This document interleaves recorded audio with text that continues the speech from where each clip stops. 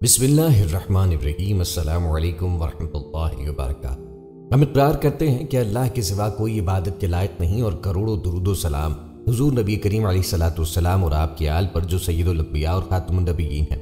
अल्लाह रब्बुल इज़्ज़त हमारी औलाद, माल, इज़्ज़त व ईमान में इजाफा फरमाए और हर किस्म की ज़मीनी व आसमानी शर से महफूज रखे। दोस्तों, आज की वीडियो में हम जिक्र करेंगे नमरूद के बारे में कि नमरूद कौन था, ये किस नबी के ज़माने में था, इसने किस तरह अल्लाह रब्बुल इज़्ज़त की वहदानियत को झुटलाया, नमरूद की हलाकत कैसे हुई। इसी के साथ आपको हज़रत इब्राहीम अलैहिस्सलाम के बारे में भी बताएंगे और जो मुनाजरा आपकी कौम के दरमियान हुआ वो भी बताएंगे। वीडियो बहुत खास होने वाली है, इसलिए वीडियो को मुकम्मल देखिएगा। दोस्तों, नमरूद चनार का बादशाह था जिसका किस्सा बाइबल में भी दर्ज है। इस बादशाह का नाम नमरूद बिन किनान बिन साम बिन नूह था। इसका पाए तख्त बाबुल था। इसके नस्ब में कुछ इख्तलाफ भी है। हज़रत मुजाहिद फरमाते हैं, दुनिया की मशरिक मगरिब की सल्तनत रखने वाले 4 हुए, जिनमें से 2 मोमिन और 2 काफिर। हज़रत सुलेमान बिन दाऊद और हज़रत जुल्करनैन, और काफिरों में नमरूद और बख्त नसर।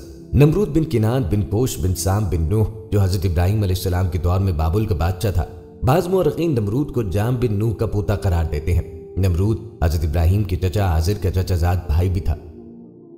ईरानी नमरूद को फरीदून के लक़ब से याद करते थे। पास मसादिर में इसे हज़रत इब्राहीम के दौर के फ़िरौन के नाम से भी याद किया जाता है। नमरूद का नाम बुख्तुन नसर के साथ पूरी दुनिया पे हुकूमत करने वाले वाहिद मुशरिक के उन्वान से याद किया जाता है। इनकी बादशाहत की मुद्दत के बारे में इख्तलाफ पाया जाता है। इस हवाले से बाज़ ने 400 साल ईसे के बाद 270 साल और सबसे कम 69 साल जिक्र किए हैं। दोस्तों, आपको नमरूद के बारे में बताते चलें कि उसने किस तरह खुदाई का झूठा दावा किया था। हजारों साल पहले की बात है। नमरूद नाम के बादशाह की हुकूमत थी। इसने खुदा होने का झूठा दावा किया और जो उसे खुदा न मानता उस पर बहुत जुल्म सितम करता और कत्ल भी करवाता। नमरूद की बादशाहत के दौरान रूनुमा होने वाले वाकयात में से एक नौमौलूद बच्चों का कत्लेआम था। ये वाकया उस वक्त पेश आया जब उस दौर के काहिनों ने पेशन गोई की कि बाबुल में एक करीब बच्चा पैदा होने वाला है जिसका नाम इब्राहीम होगा, जो बुत परस्ती और नमरूद की बादशाहत के खात्मे का बाइस बनेगा। इस पेशन गोई के बाद नमरूद ने तमाम हामिला औरतों को जमा करने और उनसे पैदा होने वाला नौमौलूद बच्चा होने की सूरत में उसे कत्ल करने का हुक्म दिया। बाज़ तारीखी मसादिर के मुताबिक नमरूद ने इब्राहीम को दुनिया में आने से रोकने के लिए 4 साल की मुद्दत में तकरीबन 7000 बच्चों को कत्ल करवाया। इन तमाम सख्तियों के बावजूद हज़रत इब्राहीम मुख्बियाना तौर पर पैदा हुए। जब हज़रत इब्राहीम की माँ को दर्द ज़ा का एहसास हुआ तो शहर से बाहर गई और एक गार में बच्चा जनने के बाद गार का दरवाज़ा बंद करके शहर वापस आ गई। आपकी वालिदा हर रोज अपने बच्चे को दूध देने के लिए मुख्बियाना तौर पर वहां जाया करती। बाज़ तारीखी मसादिर में हज़रत इब्राहीम की विलादत के हवाले से आया है कि नमरूद ने नौमौलूद बच्चों पर सही निगरानी करने की खातिर अपने समेत तमाम मर्दों को शहर से बाहर निकाला और तमाम औरतों पर कड़ी निगरानी शुरू। एक दिन नमरूद अपने वजीर आज़िर को किसी काम से शहर रवाना करने पर मजबूर हुआ। उसे शहर रवाना करते वक्त ताकीद की कि वो अपनी बीवी के पास नहीं जाएगा, लेकिन आज़िर शहर में दाखिल होने के बाद बीवी के पास चला गया, जिससे उसकी बीवी हामिला हुई। उसने अपनी बीवी को शहर से दूर किसी गार में ले जाकर रखा और वहां उसे खाने पीने और दीगर जरूरी चीजें मुहैया करता रहा। कुछ अरसे बाद जब नमरूद को काहिनों की पेशन गोई के गलत होने का यकीन हुआ और वो दूसरे मर्दों के साथ शहर वापस लौट आए तो उसी जमाने में हजरत इब्राहीम गार में मुतवल्लिद हुए थे। अलबत्ता ये बात इस बिना पर दुरुस्त है जिसके तहत आज़िर हजरत इब्राहीम का बाप हो न कि चचा। नमरूद चूंकि बुत परस्त था और उसने अपनी सल्तनत में बुत परस्ती को राइज किया था। जब हजरत इब्राहीम ने तौहीद की दावत देना शुरू की तो उसने हजरत इब्राहीम की मुखालफत की। नमरूद का महल मुख्तलिफ कीमती पत्थरों के बनाए हुए कीमती बुतों से भरा था। नमरूद बुतों की पूजा करने के साथ साथ खुद भी खुदाई का दावा करता। हजरत इब्राहीम मुख्तलिफ तरीकों से लोगों को तौहीद और यकता परस्ती की तरफ दावत देते। जब हजरत इब्राहीम ने मुख्बियाना तौर पर बुतों को तोड़ दिया तो आपको नमरूद के सामने पेश किया गया। इस मौके पे हजरत इब्राहीम ने नमरूद की रबूबियत को रद्द और खुदा की वहदानियत को साबित करने की कसद से नमरूद से मुनाजरा किया। यह मुनाजरा लोगों के सामने बरगुजार हुआ और इसका तज़किरा कुरान करीम में सूरह बकरा में इसकी तरफ इशारा किया गया है। इस मुनाजरे में हजरत इब्राहीम ने कहा, मेरा खुदा लोगों की जिंदगी और मौत का मालिक है। इसके जवाब में नमरूद ने भी कहा कि मैं भी जिंदगी और मौत दे सकता हूँ। नमरूद ने अपनी इस बात को साबित करने के लिए 2 कैदी लाने का हुक्म दिया। फिर उनमें से एक को आजाद करने और दूसरे को कत्ल करने का हुक्म दिया। गोया जैसे उसे आजादी दी और उसे जिंदगी अता की गई और जिसे कत्ल किया उसे मौत दी गई। इस मौके पे हजरत इब्राहीम ने कहा कि मेरा खुदा सूरज को मशरिक से निकालता है, अगर तुम भी खुदा हो तो उसे मगरिब से निकाल दिखाओ। नमरूद हजरत इब्राहीम की इस दरखास्त का जवाब न दे सका। कुरान ने इसी बात को काफिर के मबहूत होने से ताबीर किया है। मुफस्सिरीन नमरूद के पहले जवाब को एक किस्म का मुगालता करार देते हैं जिसके जरिए नमरूद लोगों को धोखा देना चाहता था, लेकिन हजरत इब्राहीम ने دوسرے مرحلے میں نمرود کے اس قسم کی بغالتے کو رد کرنے اور اسے لاجواب کرنے کے لیے دوسری درخواست سامنے رکھ دی، جس میں نمرود کے لیے کسی مغالطے کی کوئی گنجائش نہ تھی۔ نمرود کو جب مناظرے میں شکست ہوئی تو اس نے حضرت ابراہیم کو ان کے خداؤں کی بے حرمتی اور انہیں توڑنے کے جرم میں سزا کے طور پر اسے آگ میں پھینکنے کا فیصلہ کیا۔ نمرود اور بت پرستوں کے اس فیصلے کا تذکرہ سورہ انبیاء کی آیت نمبر 68 میں ہوا ہے۔ نمرود نے اس مقصد کے لیے ایک خاص جگہ تیار کرنے اور لوگوں کو لکڑیاں جمع کرنے کا حکم دیا۔ حضرت ابراہیم کو جلانے کے لیے لکڑیاں جمع کرنا لوگوں کے لیے اتنا مقدس اور جائز اہمیت قرار دیا گیا تھا کہ عورتیں اپنی حاجت کی برابری اور بیماریوں کی شفا یابی کے لیے بطور نظر لکڑیاں جمع کرنے لگیں۔ تاریخی مصادر کے مطابق بابل کے مکینوں نے حضرت ابراہیم کو جلانے کے لیے ایک طولانی مدت تک لکڑیاں جمع کی تھیں۔ جب لکڑیوں کو آگ لگا دی گئی تو اس کی حرارت اتنی زیادہ تھی کہ کوئی بھی اس کے قریب نہیں جا سکتا تھا۔ اسی بنا پر حضرت ابراہیم کو اس آگ میں پھینکنے کے لیے منجنیق کا استعمال کرنا پڑا۔ قرآن کے مطابق جب حضرت ابراہیم کو آگ میں پھینکا گیا تو خدا کی طرف سے آگ کو ٹھنڈا ہونے اور حضرت ابراہیم کو نہ جلانے کا حکم ملا۔ یوں یہ آگ حضرت ابراہیم کے لیے کوئی نقصان نہ پہنچا سکی۔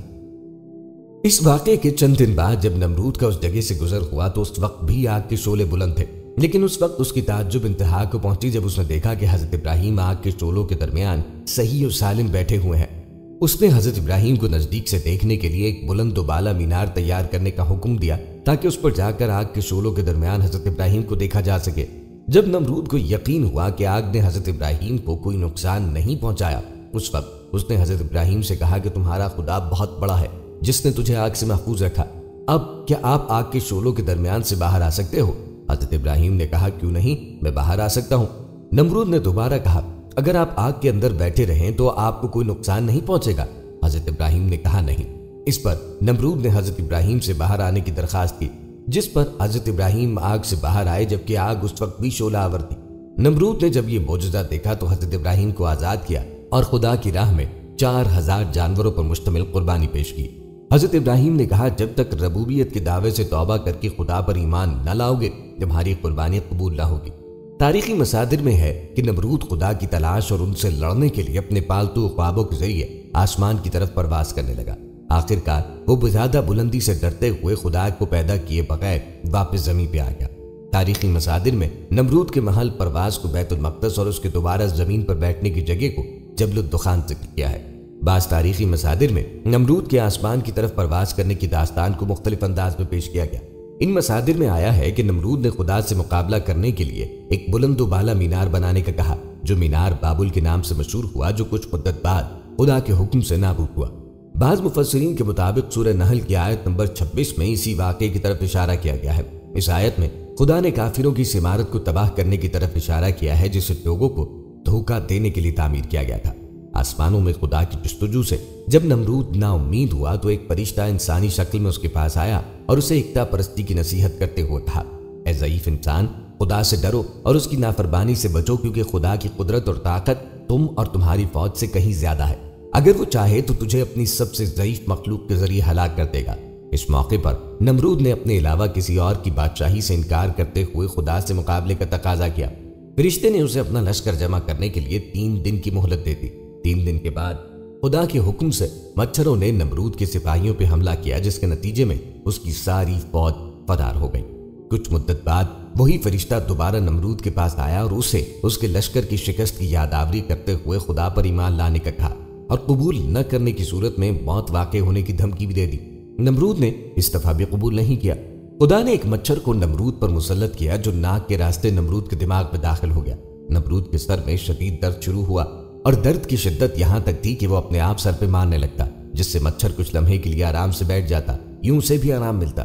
اس کے بعد جو بھی نمرود کے پاس آتا اس کے احترام میں ہاتھ کا بوسہ لینے کے بجائے اسے آرام اور سکون دینے کی خاطر اس کے سر پر ہتھوڑی کی کئی وار رسید کرتا۔ تاریخی مصادر کے مطابق یہ حالت 40 سال تک جاری رہی اور اس کے بعد نمرود دنیا سے چل بسا۔ دوستو، یہاں آپ کو حضرت ابراہیم علیہ السلام کے بارے میں بتاتے ہیں۔ ابراہیم علیہ السلام وہ پہلے پیغمبر تھے جن کو اللہ نے مسلمان، نبی، پیغمبر، ابو الانبیاء، خلیل اللہ، امام الناس اور حنیف کہہ کے پکارا۔ اللہ تعالیٰ نے اپنے اس دوست برگزیدہ اور پیارے نبی کو قرآن مجید میں امہ، امام الناس، حنیف المسلم کے ناموں سے بار بار ذکر کیا ہے۔ اکثر انبیاء کرام انہی کی اولاد سے ہیں۔ ابراہیم علیہ السلام کے نام کی وجہ تسمیہ کے بارے میں بائبل کا بیان ہے کہ خدا تعالیٰ ان سے مخاطب ہو کر کہتا ہے، دیکھ میرا عہد تیرے ساتھ ہے اور تو بہت قوموں کا باپ ہوگا، اور تیرا نام ابرام نہیں بلکہ ابراہام ہوگا، کیونکہ میں نے تجھے قوموں کا باپ بنایا ہے۔ مسلمان ان کو خلیل اللہ، اللہ کا دوست کہتے ہیں۔ ابراہیم کی نسل سے کئی پیغمبر پیدا ہوئے جن کا تذکرہ عہد نامہ قدیم میں ہے۔ اسلام کی کتاب قرآن مجید میں بھی بہت سارے ایسے انبیاء کا ذکر ہے جو ابراہیم کی نسل میں سے تھے۔ اسلام کے آخری نبی محمد صلی اللہ علیہ وآلہ وسلم بھی ابراہیم کی نسل میں سے ہیں۔ شرک، ستارہ پرستی اور بت سازی کے خلاف اپنی قوم اور اوروں کے ساتھ ان کا مجادلہ و محاجہ بڑے زور سے پیش کیا گیا ہے۔ ابراہیم کا بچپن میں ہی رشد عطا کیا گیا اور قلب سلیم بھی عنایت فرمایا گیا۔ تکوینی عجائبات اور ملکوت السماوات والارض ان کے سامنے تھے، انہی کے مشاہدے سے ان کو یقین کامل حاصل ہوا۔ بت پرستی کے خلاف ابراہیم کے جہاد کا ذکر بھی قرآن کریم میں کئی بار آیا ہے۔ قرآن حکیم میں حضرت ابراہیم اور آزر کے اختلاف عقائد کو جس طرح نمایاں کیا گیا اور جس طرح آپ اپنی قوم کے شرک سے متنفر اور متصادم ہوئے، اس سے ہم آپ کی عظمت و جلالت کی حقیقت کو بھی پا سکتے ہیں اور اپنے لیے شمع ہدایت بھی روشن کر سکتے ہیں۔ اس وجہ سے مسلمانوں کو ملت ابراہیمی ہونے پہ فخر ہے۔ ان کے بارے میں یہ تو کہیں وضاحت نہ ہوئی کہ کیا وحی ان پر نازل ہوئی تھی یا ان کی بعثت محض روحانی تھی۔ البتہ قرآن مجید میں ایک جگہ اس امر کی تصدیق ہوئی ہے کہ اللہ تعالیٰ آپ سے ہم کلام تھا۔ اہل تاریخ کے نزدیک متعدد صحیفے تھے جو ابراہیم پہ نازل ہوئے۔ ایک صحیفہ جو ان کی طرف سے منسوب ہے یونانی سے انگریزی میں ترجمہ ہو کے شائع ہو چکا ہے۔ حضرت ابراہیم کے دین کے بارے میں قرآن مجید میں کئی جگہ پہ ارشاد ہوتا ہے کہ آپ موحد، مسلم اور راست رو تھے۔ ارشاد ہوتا ہے، اللہ تعالیٰ کا فرمان ہے، پھر ہم نے تیری طرف حضرت محمد صلی اللہ علیہ وآلہ وسلم کی طرف وحی کی کہ ابراہیم راست رو مسلم کے دین پہ چل اور وہ مشرکوں میں سے نہ تھا۔ قرآن مجید کی تقریباً 22 سورتوں میں حضرت ابراہیم علیہ السلام کا ذکر ہے۔ آپ مسلمانوں کے رسول مقبول حضرت محمد صلی اللہ علیہ وآلہ وسلم کے جد امجد ہیں۔ گویا مسلمان نہ صرف امت محمدیہ سے تعلق رکھتے ہیں بلکہ امت ابراہیمیہ سے بھی متعلق ہیں۔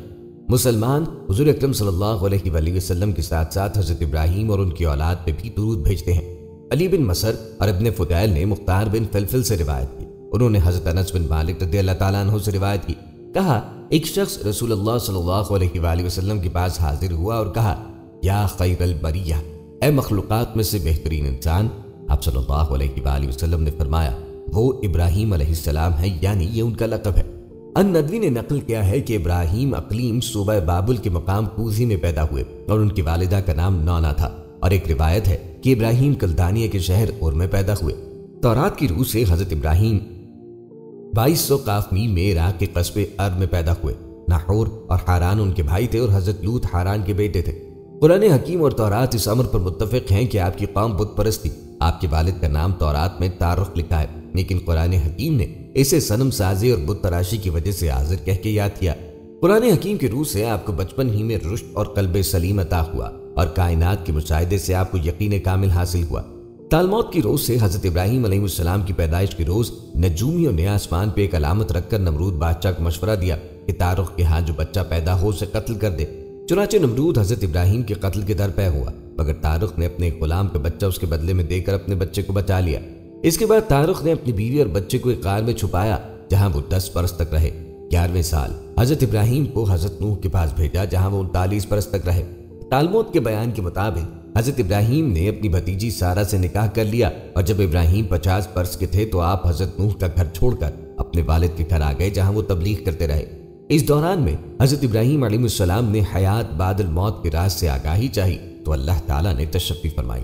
اللہ تبارک و تعالیٰ کا فرمان ہے، اور جب ابراہیم نے کہا، اے میرے رب مجھے دکھا دے کہ تو کس طرح مردے کو زندہ کرتا ہے، فرمایا کیا اس پر تیرا ایمان نہیں؟ بولے کیوں نہیں، ایمان تو ہے لیکن میں اپنے دل کے لیے اطمینان چاہتا ہوں۔ فرمایا اچھا تو 4 پرندے لے، پھر انہیں اپنے ساتھ مانوس کر لے، پھر ان میں سے ہر پہاڑ پر ان کے گوشت کا ایک ایک ٹکڑا رکھ، پھر انہیں بلا، وہ تیری طرف دوڑ کر آئیں گے، اور یقین رکھ کہ اللہ بڑی عزت والا اور حکمت والا ہے۔ دوستوں یاد رہے کہ حضرت ابراہیم علیہ السلام شروع ہی سے بت پرستی کے خلاف تھے۔ ان کی قوم کا سب سے بڑا دیوتا سورج تھا۔ آپ نے تبلیغ کے سلسلے میں سب سے پہلے اپنے والد کو سمجھانے کی کوشش کی۔ قرآن مجید میں حضرت ابراہیم علیہ السلام اور ان کے بزرگ کا مباحث اس طرح سے مذکور ہے۔ اللہ تعالیٰ کا فرمان ہے، اور کتاب میں ابراہیم علیہ السلام کا ذکر کرو، بے شک وہ سچا نبی تھا۔ جب اس نے اپنے ابی سے کہا کہ اے میرے بزرگ تو کیوں اس کی عبادت کرتا ہے جو نہ سنتا ہے اور نہ دیکھتا ہے اور نہ تیرے کچھ کام آ سکتا ہے؟ اے میرے بزرگ مجھے وہ علم ملا ہے جو تجھے نہیں ملا، سو تو میری پیروی کر، میں تجھے سیدھا رستہ دکھاؤں گا۔ اے میرے بزرگ، شیطان کی عبادت نہ کرے کیونکہ شیطان رحمان کا نافرمان ہے۔ اے میرے بزرگ، میں ڈرتا ہوں کہ مجھے رحمان کی طرف سے کوئی عذاب آ پہنچے تو تو شیطان کا دوست بن جائے۔ اس نے کہا، اے ابراہیم، کیا تو میرے معبودوں سے منہ موڑتا ہے؟ اگر تو باز نہ آئے تو میں تجھے سنسار کروں گا اور تو ایک مدت تک مجھ سے الگ ہو جا۔ کہا، تجھ پہ سلامتی ہو، میں اپنے رب سے تیرے لیے استغفار کروں گا، وہ مجھ پر بہت مہربان ہے، اور میں تم سے اور ان سے جنہیں تم اللہ کے سوا پکارتے ہو اللہ ہوتا ہوں، اور میں اپنے رب سے دعا کروں گا، امید ہے میں اپنے رب سے دعا کر کے محروم نہ رہوں گا۔ حضرت ابراہیم نے بت پرستی کو کن کن دلائل و براہین سے رد کیا، اس کی بھی ایک جھلک قرآن مجید میں موجود ہے۔ ارشاد ہوتا ہے، اللہ تعالیٰ کا فرمان ہے، اور جب ابراہیم نے ابی آزر سے کہا، تو بتوں کو معبود بناتا ہے، میں تجھے اور تیری قوم کو کھلی گمراہی میں دیکھتا ہوں۔ اور اسی طرح ہم ابراہیم کو آسمانوں اور زمین کی بادشاہت دکھاتے رہے تاکہ وہ یقین کرنے والوں میں سے ہوں۔ جب اس پہ رات چھا گئی، اس نے ستارہ دیکھا، کہا، کیا یہ میرا رب ہے؟ سو جب وہ ڈوب گیا، کہا، میں ڈوب جانے والوں کو پسند نہیں کرتا۔ پھر جب چاند کو چمکتا ہوا دیکھا، کہا، کیا یہ میرا رب ہے؟ تو جب وہ بھی ڈوب گیا، کہا، اگر میرے رب نے مجھے ہدایت نہ دی ہوتی تو میں یقیناً گمراہ لوگوں میں سے ہوتا۔ کہا، ہے میری قوم، میں اس سے بری ہوں جو تم شریک ٹھہراتے ہو۔ میں نے یکسو ہو کر اپنا منہ اس کی طرف کیا ہے جس نے آسمان و زمین کو پیدا کیا، اور میں مشرکوں میں سے نہیں۔ اور اس قوم نے اس سے جھگڑا کیا۔ کہا، کیا تم مجھے اللہ کے بارے میں جھگڑتے ہو؟ اور اس نے مجھے یقیناً ہدایت کی ہے، اور میں اس سے نہیں ڈرتا جس کو تم اس کے ساتھ شریک کرتے ہو۔ ہاں یہ کہ میرا رب کچھ چاہے، میرے رب کا علم تمام چیزوں کو لیے ہوا ہے، بس کیا تم مجھے نصیحت نہیں پکڑتے؟ اور میں کس طرح اس سے ڈروں جس کو تم شریک بناتے ہو، اور تم نہیں ڈرتے کہ تم نے اللہ کے ساتھ اسے شریک بنایا ہے جس کے لیے اس نے تم پر کوئی سند نہیں اتاری۔ بس بتاؤ دونوں گروہوں میں سے کون زیادہ امن کا حقدار ہے، اگر تم جانتے ہو۔ اس کے بعد حضرت ابراہیم علیہ السلام نے اپنی قوم کو شرک سے باز رکھنا چاہا، اور جب وہ نہ مانے تو ایک بار جب سارے لوگ کسی تہوار پہ گئے ہوئے تھے، اپنے تمام بتوں کو توڑ دیا اور کلہاڑا بڑے بت کے کندھے پہ رکھ دیا۔ اس پر قوم بہت سیخ پا ہوئی اور آپ کے لیے سزا تجویز کرنے گئی۔ قرآن مجید میں یہ واقعہ یوں بیان ہوا ہے، جب اس نے اپنے ابی اور اپنے قوم سے کہا کہ یہ مورتیں کیا ہیں جن کی تنظیم میں تم لگے ہو، یعنی عبادت کرتے ہو؟ انہوں نے کہا، ہم نے اپنے بڑوں کو اسی طرح عبادت کرتے ہوئے پایا۔ کہا، تم اور تمہارے بزرگ کھلی گمراہی میں۔ انہوں نے کہا، کیا تو ہمارے پاس حق لایا ہے؟ یہ دل لگی کرنے والوں میں سے ہے۔ یہ نہیں، بلکہ تمہارا رب آسمانوں اور زمین کا رب ہے جس نے انہیں پیدا کیا، اور میں اس پر گواہی دینے والوں میں سے ہوں۔ اور اللہ کی قسم، تمہاری پیٹھ پیچھے چلے جانے کے بعد تمہارے بتوں کو تکلیف پہنچاؤں گا۔ سو ان بتوں کو ٹکڑے ٹکڑے کر دیا، مگر ایک بڑے بت کو رہنے دیا تاکہ وہ اس کی طرف رجوع کریں۔ کہنے لگے، ہمارے معبودوں کے ساتھ کس نے یہ فعل کیا؟ یقیناً وہ ظالموں سے ہے۔ لوگوں نے کہا کہ ہم نے ایک نوجوان کو ان کا ذکر کرتے سنا تھا جسے ابراہیم کہتے ہیں۔ کہنے لگے، اسے سامنے لاؤ لوگوں تاکہ وہ گواہی دے۔ کہا، ابراہیم، کیا تو نے ہمارے معبودوں کے ساتھ یہ کام کیا ہے؟ اس نے کہا، نہیں، بلکہ ان کا بڑا یہ ہے، سو ان سے پوچھو اگر وہ بولتے ہیں۔ سو انہوں نے اپنے آپ کی طرف رجوع کیا اور کہنے لگے، تم خود ہی ظالم ہو۔ پھر اپنے سر اوندھے ڈال کر گر گئے، یعنی قائل ہو گئے، تو جانتا ہے کہ یہ بات نہیں کرتے۔ کہا، تو کیا اللہ کو چھوڑ کر تم اس کی عبادت کرتے ہو جو تمہیں کچھ نفع نہیں دیتا اور نہ ہی نقصان پہنچا سکتا ہے؟ تف ہے تم پر اور اس پر جس کی تم عبادت اللہ کے سوا کرتے ہو، کیا تم عقل سے کام نہیں لیتے؟ کہنے لگے، اسے جلا دو اور اپنے دیوتاؤں کی مدد کرو اگر تم کرنے والے ہو۔ تالمود کے بیان کے مطابق حضرت ابراہیم علیہ السلام نے اپنی بھتیجی سارہ سے نکاح کر لیا، اور جب ابراہیم 50 برس کے تھے تو آپ حضرت نوح کا گھر چھوڑ کر اپنے والد کے گھر آ گئے، جہاں 12 ماہ سے منسوب 12 بتوں کی پرستش کی جاتی تھی۔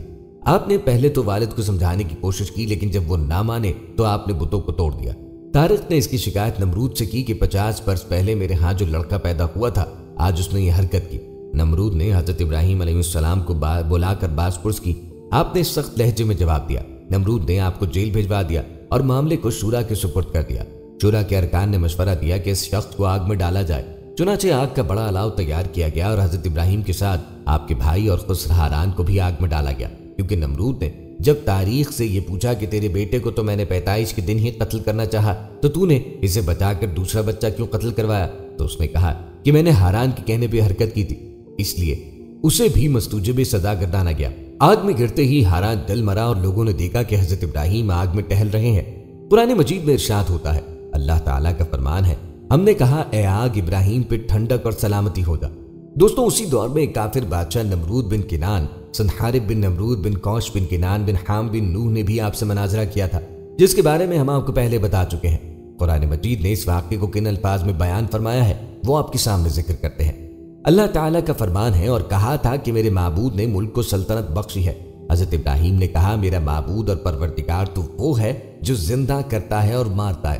نمرود نے کہا میں بھی جسے چاہوں زندہ رہنے دوں اور جسے چاہوں مار ڈالوں۔ ابراہیم نے جواب دیا اچھا تو اللہ سورج کو مشرق سے نکالتا ہے، آپ اسے مغرب سے نکالے۔ اس پر وہ کافر ہکا بکا رہ گیا۔ دوستو، حضرت ابراہیم علیہ السلام جس قوم کی طرف نبی بنا کے بھیجے گئے اس قوم نے آپ کے ساتھ کیا سلوک کیا یہ بھی بتاتے ہیں۔ قوم ابراہیم سے مراد ان کی وہ قوم ہے جس کو انہوں نے توحید کی دعوت دی، پھر ان سے مایوس ہو کر اللہ کے حکم سے انہوں نے ہجرت فرمائی۔ قرآن میں 2 مرتبہ ذکر موجود ہے۔ اللہ تعالیٰ نے اس قوم سے اپنی نعمت چھین کر اس کو طرح طرح کے عذاب میں مبتلا کیا اور ایک حقیر مچھر یا چیونٹی سے ان کے بادشاہ نمرود بن کنان کو ہلاک کیا اور اس کے ساتھیوں کو غارت کر دیا۔ قوم ابراہیم کو ہلاک نہ کیا گیا چونکہ حضرت ابراہیم علیہ السلام نے اللہ سے ان کی ہلاکت کے لیے کوئی مطالبہ نہ کیا تھا، بلکہ حضرت ابراہیم علیہ السلام نے ان کو اور ان کی بت پرستی کو چھوڑ کر ان سے علیحدگی اختیار کر لی تھی۔ قوم ابراہیم دنیا سے مٹ گئے اور ایسی مٹی کہ اس کا نام و نشان تک باقی نہ رہا۔ اس میں سے اگر کسی کو بقا نصیب ہوا تو صرف ابراہیم علیہ السلام اور ان کے مبارک فرزندوں اسماعیل و اسحاق کی اولاد کو ہی نصیب ہوا۔ قرآن میں اگرچہ اس عذاب کا ذکر نہیں کیا گیا جو حضرت ابراہیم کے نکل جانے کے بعد ان کی قوم پہ آیا، لیکن اس کا شمار معذب قوموں میں ہی کیا گیا۔ چنانچہ ضمن نتیجہ بھی اخذ کیا جا سکتا ہے کہ ان مہاجرین کی فہرست میں آزر کا نام شامل نہ تھا جسے ابراہیم سلام کر کے رخصت ہو چکے تھے۔ یاقوت الحموی نے بھی آزر کے شام میں وارد ہونے پہ شک ظاہر کیا، لیکن تاریخ سے جو بہت حد تک اسرائیلیات سے ماخوذ ہے پتہ چلتا ہے کہ ابراہیم کی والد تارخ کی وفات ہاران میں واقع ہوئی۔ اس سے اس گمان کی مزید تائید ہوتی ہے کہ تارخ اور آزر 2 مختلف ہستیاں ہیں۔ دیار غریب میں پہنچ کر ابراہیم سرگردہ رہے، جیسے کہ تالمود کا بیان ہے کہ اس کی روح سے بالآخر آپ کنعان کے علاقے میں مقیم ہو گئے، لیکن آپ کے ساتھ آزر نہ تھا۔ ابراہیم کے بیٹے اسماعیل ہاجرہ کے بطن سے اور اسحاق سارہ کے بطن سے پیدا ہوئے، اور اس کے علاوہ کئی اور بچے کنانی زوجہ کے بطن سے۔ ابراہیم کی بیوی سارہ بنت لابن بن بشویل بن نحور جو ابراہیم کے گھرانے سے تعلق رکھتی تھی کی کوئی اولاد نہ تھی، اس لیے انہوں نے ہاجرہ سے نکاح کیا۔ سارہ کے متعلق مشہور ہے کہ وہ خوبصورت تو تھیں لیکن بانج تھی۔ جب آپ مصر پہنچے تو مصر کے بادشاہ نے ان کی خوبصورتی کے پیش نظر انہیں اپنے بال میں رکھنا چاہا۔ اس موقع پہ تورات میں آپ کو کاذب کہا گیا ہے کہ آپ نے اپنی 17 سالہ بیوی سارہ کو بہن کہہ کر مصریوں کی دست برد سے محفوظ رکھنا چاہا۔ بائبل میں آیا ہے جب ابراہیم مصر پہنچا، مصریوں نے اس کی عورت کو دیکھا کہ وہ نہایت خوبصورت ہے، اور فرعون کے امیروں نے بھی اسے دیکھا اور فرعون کے حضور اس کی تعریف کی اور اس عورت کو فرعون کے گھر لے گئے، اور اس نے اس کے سبب ابراہیم پر احسان کیا کہ اس کو بھیڑ بکری یا گائے بیل، گدھے اور غلام لوڈی اور گدھیا اور اونٹ دی۔ اور پھر خداوند نے فرعون اور اس کے خاندان کو ابراہیم کی بیوی سری سارہ کے سبب بڑی مار دی۔ تب فرعون نے ابراہیم کو بلا کر اس سے کہا کہ تو نے مجھ سے کیا کہا؟ کیوں نہ بتایا کہ یہ میری بیوی ہے؟ تو نے کیوں کہا کہ یہ میری بہن ہے؟ یہاں تک کہ میں نے اسے اپنی جورو بنانے کو لیا۔ دیکھ یہ تیری بیوی حاضر ہے، اسے لے جا اور چلا جا۔ اور فرعون نے اس کے حق میں لوگوں کو حکم دیا۔ تب انہوں نے اسے اور اس کی بیوی کو اور جو کچھ اس کا تھا روانہ کیا۔ یوسف ظفر اپنی کتاب یہودیت میں ابن خلدون اور تورات کی دیگر مفسرین کے حوالے سے لکھتے ہیں کہ اس وقت کے فرعون نے اپنی بیٹی ہاجرہ بھی آپ کی زوجیت میں دے دی۔ چونکہ دوسری بیوی رسم و رواج کے مطابق پہلی کی لونڈی بن کے رہتی ہے، اس لیے یہودیوں اور عیسائیوں نے حضرت ہاجرہ کو لونڈی کہہ کے بتایا کہ حضرت اسماعیل لونڈی کی اولاد ہونے کی وجہ سے حضرت اسحاق سے کمتر ہیں۔ ابراہیم کو اولاد کی تمنا تھی۔ کنعان کے علاقے میں مقیم ہونے کے بعد آپ نے اولاد کے لیے دعا کی۔ قرآن میں وارد ہوا اے میرے پروردگار مجھے ایک نیک بیٹا عطا کر۔ حضرت ابراہیم نے ہاجرہ سے نکاح کیا تو اللہ تعالیٰ نے ابراہیم کو ایک حلیم بچے اسماعیل کی بشارت دی۔ ان کے بطن سے حضرت اسماعیل سے فرزند عطا کیا۔ ہو سکتا ہے کہ اس بات سے سارہ جل اٹھی ہوں اور حضرت ابراہیم اللہ کے حکم کے مطابق ہاجرہ اور اسماعیل کو گھر سے دور چھوڑنے پہ مجبور ہو گئے ہوں۔ بہرحال حضرت ابراہیم نے ماں اور بچے کو عرب کے تپتے ریگزاروں میں چھوڑ دیا جہاں اللہ کی قدرت سے چشمہ پیدا ہوا اور آبادی بڑھی۔ جب حضرت اسماعیل جوان ہوئے تو حضرت ابراہیم واپس آئے اور سرزمین مکہ کی آبادی دیکھ کر انہوں نے وہاں اللہ کا گھر کعبہ تعمیر کیا۔ چنانچہ اس لیے کعبے کی عظمت مسلمانوں کے دل میں ہے کیونکہ یہ سب سے پہلی مسجد تھی جو خدائے واحد کی عبادت کے لیے بنی تھی۔ قرآن مجید میں آیا ہے کہ ابراہیم اور اسماعیل نے مل کر جب کعبے کی بنیادوں کو اٹھایا تو دعا مانگی کہ ہماری اولاد میں سے ایک نبی پیدا کر اور اس شہر کو برکت والا شہر بنا دے۔ اس واقعے کے ساتھ ہی حضرت اسماعیل کی قربانی کا ذکر آتا ہے۔ جب یہ بچے بڑے ہوئے تو ابراہیم آئے تو انہوں نے کہا اے میرے پیارے بیٹے میں نے خواب دیکھا ہے کہ میں تجھے ذبح کر رہا ہوں۔ چنانچہ باپ بیٹا دونوں نے اپنے آپ کو اللہ کی رضا پہ چھوڑ دیا، اور اس آزمائش میں جب ابراہیم پورے اترے تو اللہ نے انہیں امام الناس کا لقب دیا اور انہیں ایک اور بیٹے اسحاق کی بشارت دی۔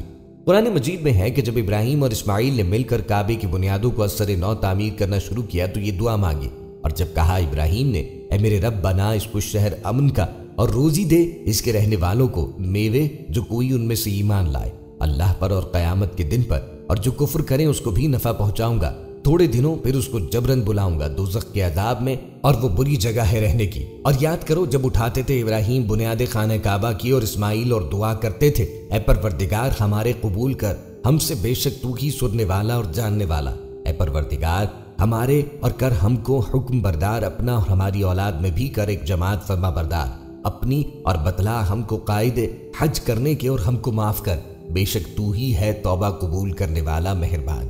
اللہ تعالیٰ کا فرمان ہے، اور پکار دے لوگوں میں حج کے واسطے کہ آئیں تیری طرف پیروں چل کر اور سوار ہو کر، دبلے دبلے اونٹوں پر چلے آئیں، راہوں دور سے تاکہ پہنچے، اور اپنے فائدے کی جگہوں پر اور پڑھیں اللہ کا نام کے دن کی جو معلوم ہے، ذبح پر چوپایوں مویشی کے جو اللہ نے دی ہیں ان کو سکھاؤ اس میں سے، اور کھلاؤ برے حال کے محتاج کو۔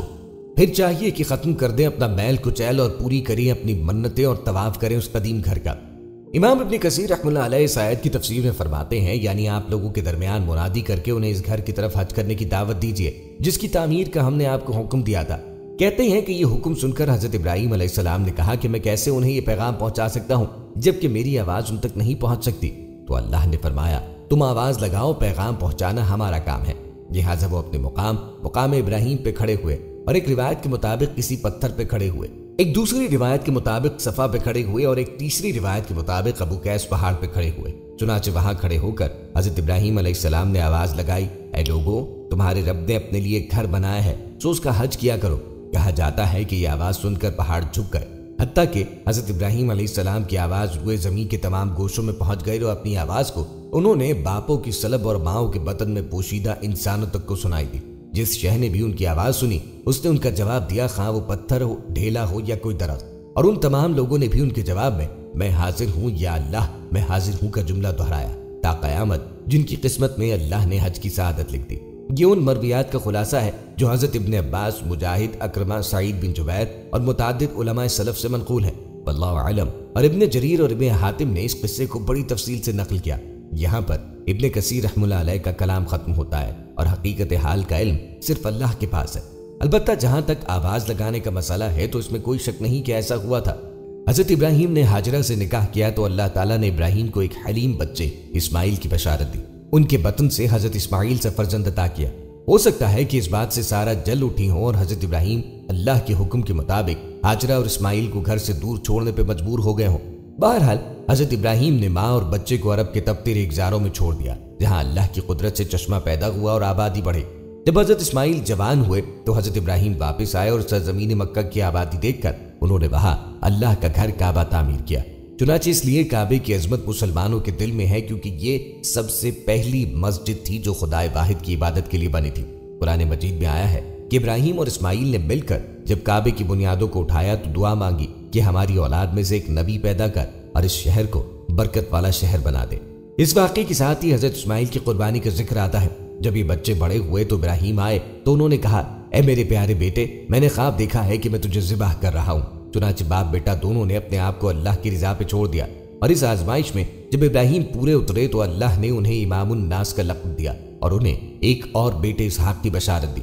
قرآن مجید میں ہے کہ جب ابراہیم اور اسماعیل نے مل کر کعبے کی بنیادوں کو از سر نو تعمیر کرنا شروع کیا تو یہ دعا مانگی، اور جب کہا ابراہیم نے، اے میرے رب بنا اس کو شہر امن کا، اور روزی دے اس کے رہنے والوں کو میوے جو کوئی ان میں سے ایمان لائے اللہ پر اور قیامت کے دن پر، اور جو کفر کریں اس کو بھی نفع پہنچاؤں گا تھوڑے دنوں، پھر اس کو جبرن بلاؤں گا دوزخ کے عذاب میں، اور وہ بری جگہ ہے رہنے کی۔ اور یاد کرو جب اٹھاتے تھے ابراہیم بنیاد خانہ کعبہ کی اور اسماعیل، اور دعا کرتے تھے، اے پروردگار ہمارے قبول کر، ہم سے بے شک تو ہی سننے والا اور جاننے والا، اے پروردگار ہمارے اور کر ہم کو حکم بردار اپنا، اور ہماری اولاد میں بھی کر ایک جماعت فرما بردار اپنی، اور بتلا ہم کو قائد حج کرنے کے، اور ہم کو معاف کر، بے شک تو ہی ہے توبہ قبول کرنے والا مہربان۔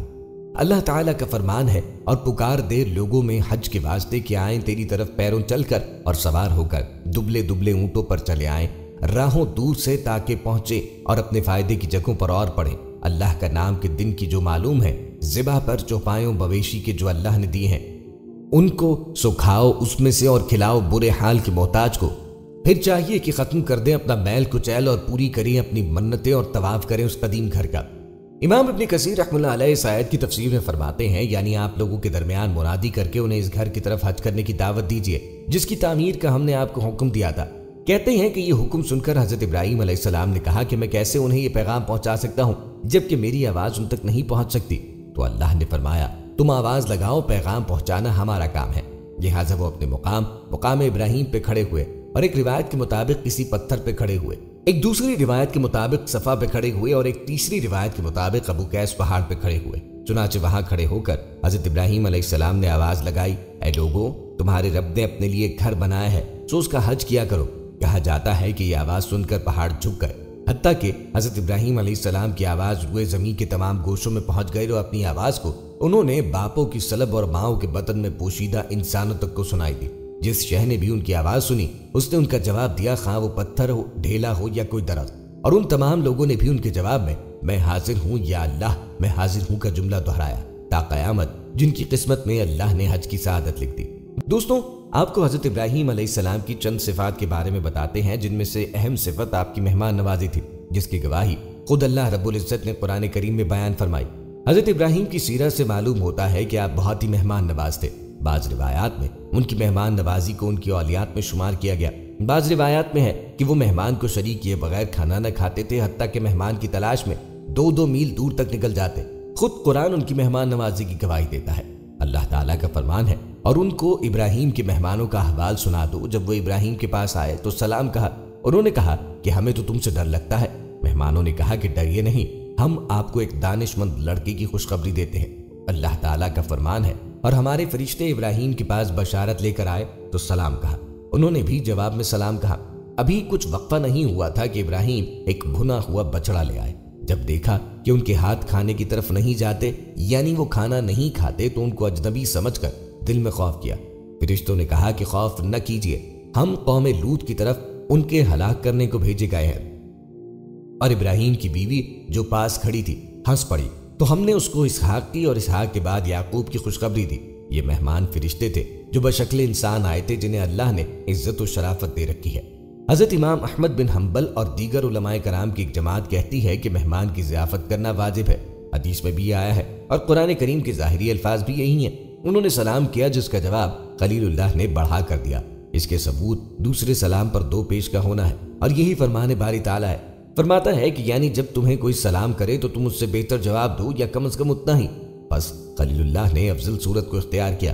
حضرت ابراہیم چونکہ اس سے ناواقف تھے کہ یہ دراصل فرشتے ہیں، اس لیے کہا کہ یہ لوگ تو ناآشنا سے ہیں۔ یہ فرشتے حضرت جبرائیل، حضرت میکائیل اور حضرت اسرافیل علیہ السلام تھے، جو خوبصورت نوجوان انسانوں کی شکل میں آئے تھے۔ ان کے چہروں پر ہیبت و جلال تھا۔ حضرت ابراہیم اب ان کے لیے کھانے کی تیاری میں مصروف ہوئے اور چپ چاپ بہت جلد اپنے گھر والوں کی طرف گئے اور ذرا سی دیر میں تیار بچڑے کا گوشت بھنا بھنایا لے آئے اور ان کے سامنے رکھ دیا اور فرمایا، آپ کھاتے کیوں نہیں؟ اس سے ضیافت کے آداب معلوم ہوئے کہ مہمان سے پوچھے بغیر ہی ان پر شروع سے احسان رکھنے سے پہلے آپ چپ چاپ انہیں خبر کیے بغیر ہی چلے گئے، اور یہ اجلت بہتر سے بہتر جو چیز پائی اسے تیار کر کے لے آئے۔ تیار فربا کم عمر بچڑے کا بھنا گوشت لے آئے اور کہیں اور رکھ کر مہمان کی کھینچ تان نہ کی، بلکہ ان کے سامنے ان کے پاس لا رکھا۔ پھر انہیں یوں نہیں کہتے کہ کھاؤ، کیونکہ اس میں بھی ایک حکم پایا جاتا ہے، بلکہ نہایت تواضع اور پیار سے فرماتے ہیں، آپ تناول فرمانا شروع کیوں نہیں کرتے؟ جیسے کوئی شخص کسی سے کہے کہ اگر آپ فضل و کرم، احسان و سلوک کرنا چاہے تو کیجئے۔ پھر ارشاد ہوتا ہے کہ خلیل اللہ اپنے دل میں ان سے خوفزدہ ہو گئے، جیسے کہ ایک اور آیت میں ہے، یعنی آپ نے جب دیکھا کہ ان کے ہاتھ کھانے کی طرف بڑھتے نہیں تو دہشت زدہ ہوئے اور دل میں خوف کھانے لگے۔ اس پر مہمانوں نے کہا، ڈرو مت، ہم اللہ کے بھیجے ہوئے فرشتے ہیں جو قوم لوط کی ہلاکت کے لیے آئے ہیں۔ آپ کی بیوی صاحبہ جو کھڑی سن رہی تھی وہ سن کر ہنس دی، تو فرشتوں نے انہیں خوشخبری سنائی کہ تمہارے ہاں حضرت اسحاق پیدا ہوں گے اور ان کے ہاں حضرت یعقوب۔ اس پر بیوی صاحبہ کو تعجب ہوا اور کہا، ہائے افسوس، اب میرے ہاں بچہ کیسا ہوگا؟ میں تو بوڑھیا پھوس ہو گئی ہوں اور میرے شوہر بھی بالکل بوڑھے ہیں، یہ سخت تر تعجب کی چیز ہے۔ فرشتوں نے کہا، کیا تم اللہ کے کاموں سے تعجب کرتی ہو؟ خصوصاً تم جیسی ایسی پاک گھرانے کی عورت، تم پر اللہ کی رحمتیں اور برکتیں نازل ہوں۔ جان رکھو کہ اللہ تعالیٰ تعریفوں کے لائق اور بڑی بزرگی اور اعلیٰ شان والا ہے۔ یہاں یہ فرمایا گیا ہے کہ بشارت حضرت ابراہیم کو دی گئی کیونکہ بچے کا ہونا دونوں کی خوشی کا موجب ہے۔ پھر فرماتا ہے، یہ بشارت سن کر آپ کی اہلیہ صاحبہ کے منہ سے زور کی آواز نکل گئی اور اپنے تئیں 2 ہتھڑ مار کر ایسی عجیب و غریب خبر کو سن کر حیرت کے ساتھ کہنے لگی کہ جوانی میں تو میں بانجھ رہی، اب میاں بیوی دونوں بوڑھے ہو گئے تو مجھے حمل ٹھہرے گا، اس کے جواب میں فرشتوں نے کہا کہ یہ خوشخبری کچھ ہم اپنی طرف سے نہیں دے رہے، بلکہ اللہ تعالیٰ نے فرمایا ہے کہ ہم تمہیں یہ خبر پہنچائیں۔ وہ حکمت والا اور علم والا ہے، تم جس عزت و کرامت کے مستحق ہو وہ خوب جانتا ہے، اور اس کا فرمان ہے کہ تمہارے ہاں اس عمر میں بچہ ہوگا۔ اس کا کوئی کام حکمت سے خالی نہیں ہے، نہ اس کا کوئی فرمان حکمت سے خالی ہے۔ روایت میں ہے کہ حضرت ابراہیم علیہ السلام کی شکل و صورت کے ان کے بیٹے حضرت اسماعیل علیہ السلام تھے، جن کو اللہ تعالیٰ نے ذبیح اللہ کہہ کے پکارا۔ دونوں باپ بیٹے ایک ہی جیسی شکل کے تھے۔ کبھی کبھی مغالطے میں لوگ حضرت اسماعیل علیہ السلام کو خلیل اللہ کہہ دیا کرتے اور حضرت ابراہیم کو ذبیح اللہ۔ اللہ کو یہ بات پسند نہ آئی تو اللہ تعالیٰ نے باپ اور بیٹے میں تھوڑا سا فرق پیدا فرما دیا۔ سب سے پہلے حضرت ابراہیم علیہ السلام کے بال سفید ہوئے۔ اس وقت تک دنیا میں کسی انسان کے بال سفید نہ ہوئے تھے۔ حضرت ابراہیم نے آئینہ دیکھا تو بڑا تعجب ہوا، کہا کہ یہ بال کیسے سفید ہو گئے؟ اللہ سے عرض کیا، اے اللہ یہ ماجرا کیا ہے؟ اللہ تعالیٰ نے ارشاد فرمایا کہ یہ ہمارا نور ہے، اور فرمایا کہ ہمیں یہ بات پسند نہیں آئی کہ کوئی ہمارے خلیل کو ذبیح کہہ کے پکارے، اس لیے ہم نے سفید بال پیدا فرما دیے تاکہ لوگوں کو مغالطہ نہ ہو۔ تو ابراہیم علیہ السلام کی یہ خصوصیت ہے کہ سب سے پہلے دنیا میں آپ کے بال سفید ہوئے۔ گویا اللہ تعالیٰ نے آپ کو بزرگی مسلم طور پر عطا فرمائی تھی، ظاہری طور پر بھی اور باطنی طور پر بھی، رسالت کے اعتبار سے بھی اور انسانیت کے اعتبار سے بھی۔ دوستوں، آپ کو بتاتے چلیں کہ ابراہیمی ملت کا ایک شعار ختنہ ہے۔ توریت میں اللہ نے ابراہیم سے کثرت ذریت کا وعدہ کیا اور یہ عہد لیا کہ اگر ان کی نسل توحید پہ قائم رہی تو زمین سے اسے اقتدار دے گا۔ اس عہد کو یاد دلاتے ہوئے اللہ نے خطرے کو اس کی علامت قرار دیا۔ پھر خدا نے ابراہیم سے کہا کہ تو میرے عہد کو ماننا اور تیرے بعد تیرے پشت در پشت تیری نسل مانے، اور میرا عہد جو میرے اور تیرے درمیان میں ہے اور تیرے بعد تیری نسل کے درمیان میں ہے، اور جسے تم مانو گے سو یہ ہے کہ تم میں سے ہر فرزند نرینہ کا ختنہ کیا جائے اور تم اپنے بدن کی کھلڑی کا ختنہ کیا کرنا، اور یہ اس عہد کا نشان ہوگا جو میرے اور تمہارے درمیان میں ہے۔ اور توریت میں اللہ نے انہیں حکم دیا، اور وہ فرزند نرینہ جس کا ختنہ نہ ہوا ہو اپنے لوگوں میں سے کاٹ ڈالا جائے، کیونکہ اس نے میرا عہد توڑا۔ چنانچہ یہ حکم ملتے ہی حضرت ابراہیم نے گھر کے سب لوگوں کو جمع کیا اور اسی روز ان کا ختنہ کیا۔ ان میں حضرت اسماعیل بھی تھے۔ اس وقت ابراہیم کی عمر 99 سال تھی اور اسماعیل کی 13۔ پھر اگلے سال اسحاق کی ولادت ہوئی تو حضرت ابراہیم نے ان کا بھی ختنہ کیا۔ حضرت ابو ہریرہ سے مروی ہے کہ حضور نے فرمایا، حضرت ابراہیم نے 80 سال کی عمر میں قدوم ایک اوزار سے ختنہ کروایا۔ ایک روایت میں ہے کہ جب حضرت ابراہیم نے وفات پائی تو ان کی عمر 175 برس تھی اور وہ ہبرون میں مقفیلہ کے غار میں دفن ہوئے۔ اب اس مقام کو خلیل کہتے ہیں جو بیت المقدس کے قریب واقع ہے۔ حضرت ابراہیم علیہ السلام کی عظمت شان کے پیش نظر جو انبیاء اور رسول کے درمیان ان کو حاصل ہے، قرآن عزیز نے ان کے واقعات کو مختلف اسلوب کے ساتھ بیان کیا۔ ایک مقام پر اختصار کے ساتھ ذکر ہے تو دوسری جگہ تفصیل سے ذکر ہے، اور بعض جگہ مختلف شؤون اور اوصاف کے پیش نظر ان کی شخصیت کو نمایاں کیا، اس لیے مناسب ترتیب کے ساتھ ان کو پیش کرتے ہیں۔ تورات بتاتی ہے کہ ابراہیم علیہ السلام عراق کے قصبے ار کے باشندے اور اہل فدان میں سے تھے، اور ان کی قوم بت پرستی، اور انجیل برناباس میں تصریح ہے کہ ان کے والد نجاری کا پیشہ کرتے تھے اور اپنی قوم کے مختلف قبائل کے لیے لکڑی کے بت بناتے اور فروخت کیا کرتے۔ مگر اللہ تعالیٰ نے حضرت ابراہیم علیہ السلام کو شروع ہی سے حق کی بصیرت اور رشد و ہدایت عطا فرمائی تھی، اور وہ یہ یقین رکھتے تھے کہ بت نہ سن سکتے ہیں، نہ دیکھ سکتے ہیں، اور نہ کسی کی پکار کا جواب دے سکتے ہیں، اور نہ نفع و نقصان کا ان سے کوئی واسطہ، اور نہ لکڑی کے کھلونوں اور دوسری بنی ہوئی چیزوں کے اور ان کے درمیان کوئی فرق و امتیاز ہے۔ وہ صبح و شام آنکھ سے دیکھتے تھے کہ ان بے جان مورتیوں کو میرا باپ اپنے ہاتھوں سے بناتا اور گھڑتا رہتا ہے، اور جس طرح اس کا جی چاہتا ہے ناک کان آنکھیں اور جسم تراش دیتا اور پھر خریدنے والوں کے ہاتھ فروخت کر دیتا ہے۔ تو کیا یہ خدا ہو سکتے ہیں یا خدا کے مثل و ہمسر کہے جا سکتے ہیں؟ بس بعثت سے سرفراز ہو کر سب سے پہلے انہوں نے اسی طرف توجہ فرمائی۔ قرآن عزیز حضرت ابراہیم علیہ السلام کی اس حقیقت ہے اور بصیرت افروز رشد و ہدایت کا اس طرح ذکر کرتا ہے، اور بلا شبہ ہم نے ابراہیم کو اول ہی سے رشد و ہدایت عطا کی تھی اور ہم اس کے معاملے کے جاننے والے تھے۔ جب اس نے اپنے باپ اور اپنی قوم سے کہا کہ یہ مجسمے کیا ہیں جن کو تم لیے بیٹھے ہو، کہنے لگے ہم نے اپنے باپ دادا کو انہی کی پوجا کرتے پایا ہے۔ ابراہیم نے کہا کہ بلا شبہ تم اور تمہارے باپ دادا کھلی گمراہی میں ہیں۔ انہوں نے جواب دیا، کیا تو ہمارے لیے کوئی حق لایا ہے؟ یہ یوں ہی مذاق کرنے والوں کی طرح کہتا ہے۔ ابراہیم نے کہا کہ یہ بت تمہارے رب نہیں بلکہ تمہارا پروردگار زمینوں اور آسمانوں کا پروردگار ہے، جس نے ان سب کو پیدا کیا ہے، اور میں اسی بات کا قائل ہوں۔ اور جب کس جلیل القدر ہستی پر اللہ تعالیٰ کی جود و کرم اور عطا و نوال کا فیضان ہے غایت و بے نہایت صورت رفتار کے ساتھ ہو رہا تھا، تو اس کا یہ نتیجہ نکلا کہ اس نے انبیاء علیہم السلام کی صف میں نمایاں جگہ پائی اور اس کی دعوت و تبلیغ کا محور و مرکز دین حنیف قرار پایا۔ اور اس نے جب یہ دیکھا کہ قوم بت پرستی، ستارہ پرستی اور مذاہب پرستی میں اس قدر منہمک ہے کہ خدائے برتر کی قدرت متعلقہ اور اس کی احدیت و سمدیت کا تصور بھی ان کے قلوب میں باقی نہ رہا، اور ان کے لیے خدا کی وحدانیت کے عقیدے سے زیادہ کوئی اچنبے کی بات نہ رہی، تب اس نے کمر ہمت چست کی اور ذات واحد کے بھروسے پر ان کے سامنے دین حق کا پیغام رکھا اور اعلان کیا، اے قوم، یہ کیا ہے جو میں دیکھ رہا ہوں کہ تم اپنے ہاتھ سے بنائے ہوئے بتوں کی پرستش میں مشغول ہو؟ کیا تم اس قدر خواب غفلت میں ہو کہ جس بے جان لکڑی کو اپنے آلات سے گھڑ کر مجسمے تیار کرتے ہو اور اگر وہ مرضی کے مطابق نہ بنے تو ان کو توڑ کے دوسرا بنا لیتے ہو؟ بنا لینے کے بعد پھر انہی کو پوجنے اور نفع و ضرر کا مالک سمجھنے لگتے ہو۔ تم اس خرافات سے باز آؤ، خدا کی توحید کے نغمے گاؤ اور اسی ایک مالک و حقیقی سامنے سر نیاز جھکاؤ جو میرا، تمہارا اور کل کائنات کا خالق و مالک ہے۔ مگر قوم نے اس کی آواز پر مطلقاً کان نہ دھرا، اور چونکہ گوش حق نیوش اور نگاہ حق بین سے محروم تھی، اس لیے اس نے جلیل القدر پیغمبر کی دعوت حق کا مذاق اڑایا اور زیادہ سے زیادہ تمر دوستی دو سرکشی کا مظاہرہ کیا۔ دوستو، جب باپ اور بیٹے کے درمیان اتفاق کی کوئی صورت نہ بنی اور آزر نے کسی طرح ابراہیم کی رشد و ہدایت کو قبول نہ کیا تو حضرت ابراہیم نے آزر سے جدائی اختیار کی اور اپنی دعوت حق اور پیغام رسالت کو وسیع کیا، اور اب صرف آزر ہی مخاطب نہ رہا بلکہ پوری قوم کو مخاطب بنایا۔ مگر قوم اپنے باپ دادا کے دین کو کب چھوڑنے والی تھی؟ اس نے ابراہیم علیہ السلام کی ایک نہ سنی اور دعوت حق کے سامنے اپنے باطل معبودوں کی طرح گونگے، اندھے اور بہرے بن گئے۔ ان کے کان موجود تھے مگر حق کی آواز کے لیے بہرے تھے۔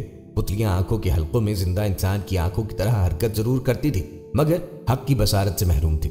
زبان گویا ضرور تھی لیکن قلم حق کے اعتبار سے گنگ تھی۔ ان کے دل ہیں پر سمجھتے نہیں، ان کی آنکھیں ہیں پر دیکھتے نہیں، اور ان کے کان ہیں پر ان سے سنتے نہیں۔ یہ چوپاؤں کی طرح ہیں بلکہ ان سے بھی زیادہ بے راہ۔ یہی ہے جو غفلت میں سرشار ہیں۔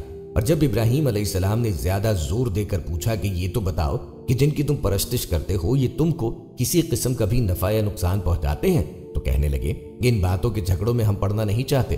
ہم تو یہ جانتے ہیں کہ ہمارے باپ دادا یہی کرتے چلے آئے ہیں، لہٰذا ہم بھی وہی کر رہے ہیں۔ تب حضرت ابراہیم علیہ السلام نے ایک خاص انداز سے خدائے واحد کی ہستی کی جانب توجہ دلائی، فرمانے لگے، میں تو تمہارے ان سب بتوں کو اپنا دشمن جانتا ہوں، یعنی میں ان سے بے خوف و خطر ہو کر ان سے اعلان جنگ کرتا ہوں کہ اگر یہ میرا کچھ بگاڑ سکتے ہیں تو اپنی حسرت نکالیں۔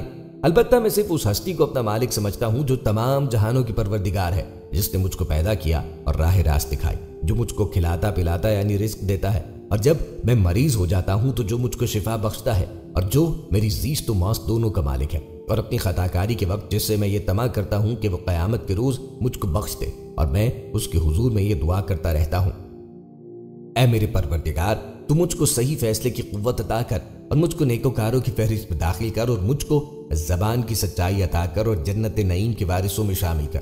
مگر آزر اور قوم آزر کے دل کسی طرح قبول حق کے لیے نرم نہ ہوئے اور ان کا انکار اور جہود حد سے گزرتا ہی رہا۔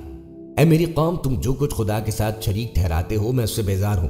میں نے تو ہر طرف سے منہ موڑ کر صرف اسی ہستی کی طرف اپنا رخ کیا جو کسی کی بنائی نہیں بلکہ آسمان و زمین کی بنانے والی ہے اور جس کے حکم و قانون پر تمام آسمانی اور ارضی مخلوقات چل رہی ہیں، اور میں ان میں سے نہیں جو اس کے ساتھ شریک ٹھہرانے والے ہیں۔ اور پھر ابراہیم سے اس کی قوم نے رد و کت کی۔ ابراہیم نے کہا، کیا تم مجھ سے اللہ کے بارے میں رد و کت کرتے ہو؟ حالانکہ اس نے مجھے راہ حق دکھا دی ہے۔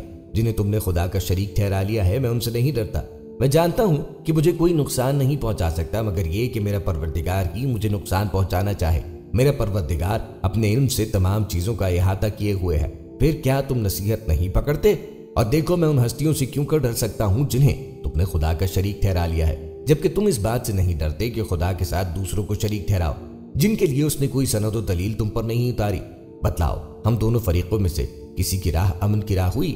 اگر علم و بصیرت رکھتے ہو جن لوگوں نے خدا کو مانا اور اپنے ماننے کو ظلم سے یعنی شرک سے آلودہ نہیں کیا تو انہی کے لیے امن ہے اور وہی ٹھیک راستے پر ہے۔ اور دیکھو، یہ ہماری حجت ہے جو ہم نے ابراہیم کو اس کی قوم پہ دی تھی۔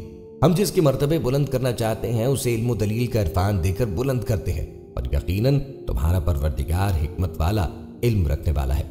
نمرود کو جب یہ معلوم ہوا تو آپے سے باہر ہوا اور سوچنے لگا کہ اس شخص کی پیغمبرانہ تبلیغ دعوت کی سرگرمیاں اگر اسی طرح جاری رہیں تو یہ میری ربوبیت، ملوکیت اور الوہیت سے سب رعایا کو برگشتہ کر دے گا، اور اسی طرح باپ دادا کے مذہب کے ساتھ ساتھ میری سلطنت بھی زوال میں آ جائے گی۔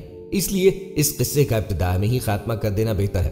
یہ سوچ کر اس نے حکم دیا کہ ابراہیم کو دربار میں حاضر کرو۔ ابراہیم علیہ السلام جب نمرود کے دربار پہنچے تو نمرود نے گفتگو شروع کی اور ابراہیم علیہ السلام سے دریافت کیا کہ تو باپ دادا کے دین کی مخالفت کس لیے کرتا ہے اور مجھ کو رب ماننے سے تو کیوں انکاری ہے؟ ابراہیم علیہ السلام نے فرمایا کہ میں خدائے واحد کا پرستار ہوں، اس کے علاوہ کسی کو اس کا شریک نہیں مانتا۔ ساری کائنات اور تمام عالم اسی کی مخلوق ہے اور وہی ان سب کا خالق و مالک۔ تو بھی اسی طرح کا ایک انسان ہے جس طرح ہم سب، تو پھر کس طرح کا رب یہ خدا ہو سکتا ہے، اور کس طرح یہ گونگے بہرے لکڑی کے بت خدا ہو سکتے ہیں؟ نمرود نے ابراہیم علیہ السلام سے دریافت کیا کہ اگر میرے علاوہ تیرا کوئی رب تو اس کا ایسا وصف بیان کر کہ جس کی قدرت مجھ میں نہ ہو۔ تب ابراہیم نے فرمایا کہ میرا رب وہ ہے جس کے قبضے میں موت و حیات ہے، وہی موت دیتا اور زندگی بخشتا ہے۔ کچھ فہم نمرود موت و حیات کی حقیقت سے ناشنا نمرود سے کہنے لگا، اس طرح موت و حیات تو میرے قبضے میں بھی ہے، اور یہ کہہ کر اسی وقت ایک بے قصور شخص کے متعلق جلاد کو حکم دیا کہ اس کی گردن مار دو اور موت کی گھاٹ اتار دو۔ جلاد نے فوراً حکم کی تعمیل کر دی اور ایک قتل کی سزا یافتہ مجرم کو جیل سے بلا کے حکم دیا کہ جاؤ، ہم نے تمہاری جان بخشی۔ اور پھر ابراہیم علیہ السلام کی جانب متوجہ ہو کر کہنے لگا، دیکھا میں بھی کس طرح زندگی بخشتا اور موت دیتا ہوں، پھر تیرے خدا کی کیا خصوصیت رہی؟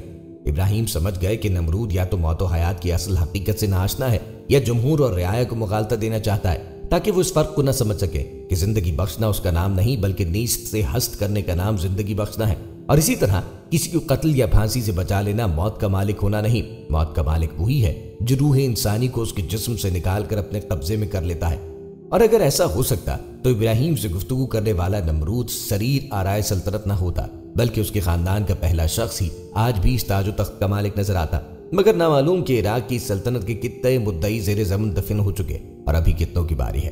تاہم ابراہیم نے سوچا کہ میں نے اس موقع پر موت و حیات کے دقیق فلسفے میں بحث شروع کی تو نمرود کا مقصد پورا ہو جائے گا اور وہ جمہور کو مغالطے میں ڈال کر اصل معاملے کو الجھا دے گا۔